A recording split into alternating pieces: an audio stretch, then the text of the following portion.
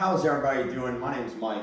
We got Mr. Roots hanging out on place with us, and we got Mr. Clifford on the leash. So Clifford is the roommate of Miss Charlotte, and we also have a puppy that also lives with them in the household. They are in my den in the other room here. They are both in crates. They're in separate crates, and their job right now is just to relax and not make noise while they're in the crate. You want to always kind of practice, like my dog is on place, he's not allowed over here right now, he has to be on place.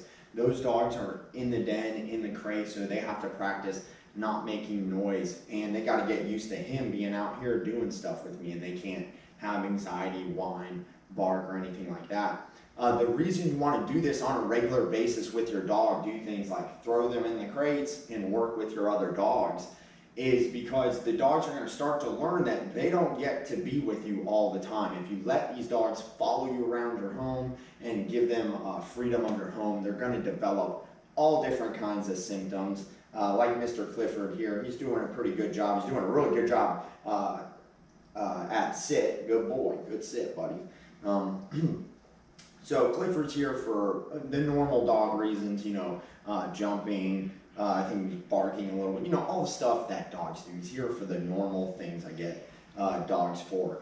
Him particularly, since he's so large, he's such like a tall, big dog, that he has learned to use his body. So he also does what Charlotte does. He'll like try to avoid things. So say if we're at like a threshold, he will try to bolt through like the crate, the front door. And so that's him using his body to his advantage. He's learned that if he throws his weight around, he can do things. For example, if the dog's pulling at the end of the leash and you're going in the direction they're pulling, the dog has learned to use its weight to drag you around and to get things. So he would also do a lot of stepping on my feet. So if the dog steps on my feet, I put my foot back on top of their foot. We don't stomp their feet, but we make it uncomfortable for them, the same way they make it uncomfortable for us, because it's not comfortable for me when you have a huge dog stepping on you and just has no idea of like a physical boundary. We do it back to them so they understand it. Yeah, that's uncomfortable for you, it's uncomfortable for me. So you stepping on my foot triggers me to step on your foot. Ideally, we want to use the leash for any correction that we can use. That's just going to be the best way to correct the dog. And today with him, all we're going to do is practice his sit, just like he's doing. Good boy, good job. At first, we require very little of the dog so they can have success. Sit. See how he's looking like that? That's a big thing he would do outside, is like when you're on the leash, he'll look the other way. Now, the reason we use a collar is if the dog looks in one direction, we can correct them and get their focus back straight forward, instead of, if they look this way, their body is going to follow and they're not going to be following you on the leash. So we'll go ahead and get started with him, and like I said, we're just going to have him sit and heel, and that's it. And if he doesn't sit, I'm going to tell him no, give him a correction, and then direction. So no, leash, tug, sit. That's how Clifford's going to learn what I want from him. So here we go. Heel. Good boy. And just for following me, I'll tell him good boy. Good boy. Good heel. Good job, buddy. Good boy. Hey, so I give him a little correction. You got in front of me? Good. And he sat on his own, right? So he gets a little bit in front of me. I give him a light correction. He sits. That's a good thing. We don't want him in front of us, but it's on the turn. We'll work on that next time we make a turn here. Heel. Good. Sit. Attaboy, good boy. So if the dog does sit when I ask him to sit, then I'm going to tell him good boy, and usually he's going to get a physical touch like a pet. Good boy, So the dog learns if he does something I want to discourage, I'm going to say no and give him a correction. If he does something I want, I'm going to reward him with affection. Heel. Sit. Good boy. Good sit, buddy. Good sit. So I'll kind of keep my hand on his head and I'll kind of move around a little bit. And that starts him off getting used to me just moving around. Good boy. Moving around him and getting him used to, him not being able to move, but the human can. Good job, buddy. Good sit. Heel. Good boy. So right here is where I'll put like a little pressure on the leash just to get him back.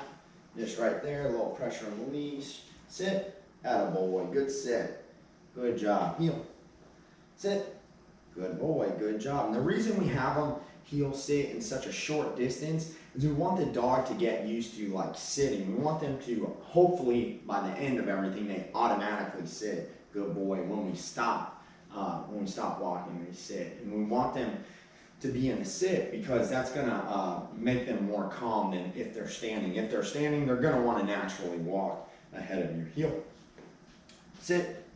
Good boy, good job. It's real important not to throw too much out for him and make him try to like lay down or something right now when he's just started training. Because even though he's doing good with this, you want to give him baby steps, let him have success, and then you move on a different day. You're going to take the dog farther. You don't want to get greedy and start trying to train the dog to do all different things at one time. We want to keep it short sessions. We want them to have success and feel good about what they're doing, because especially a dog like this, I say it all the time, you cannot physically make this dog do what you want to do. You have to mentally convince him. He is far too large, and I can't drag him around, he's got to do it on his own. We have to convince them to listen to the leash, and that's what the first day is about when I'm going in different directions with them, is to show them how to follow this leash.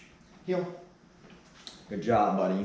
And that's why we reward him for coming with me. It's like, good boy, I need you to come with me. I can't do it without you. Coming with me. Sit. Attaboy. Heel. Sit. Good boy. Heel. Sit.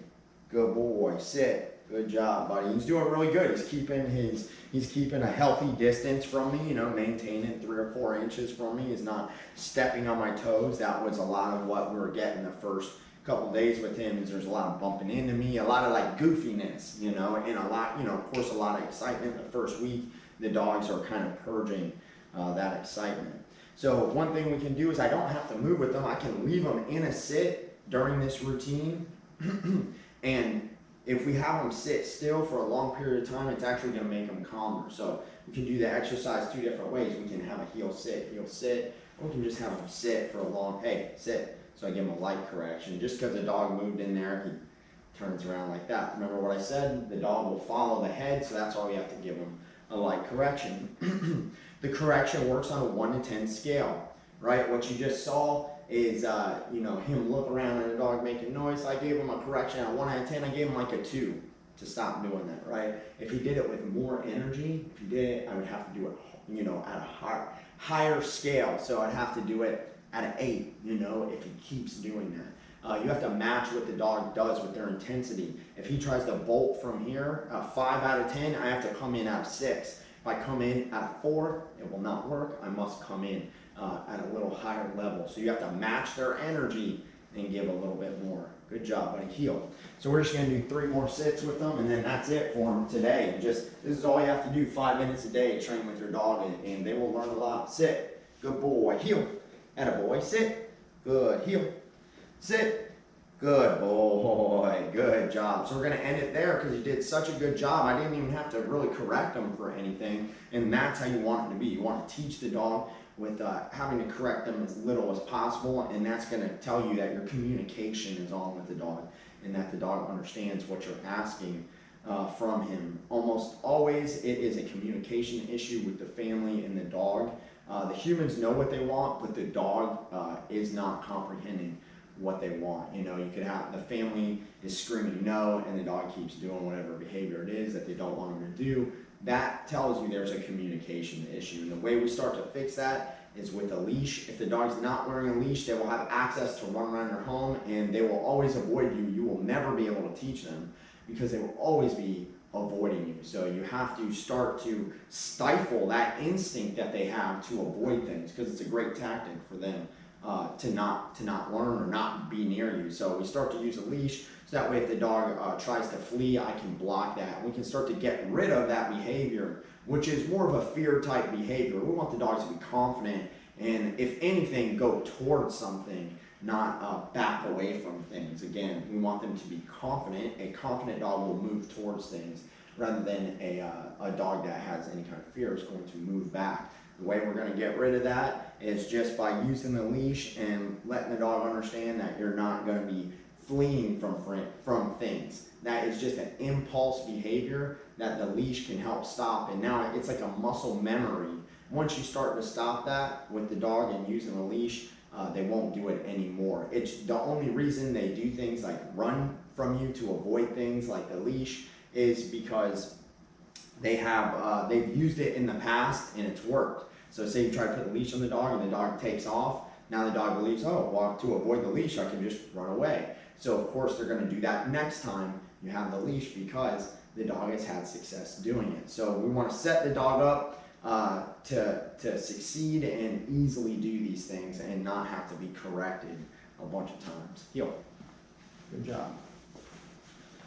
Good job, buddy.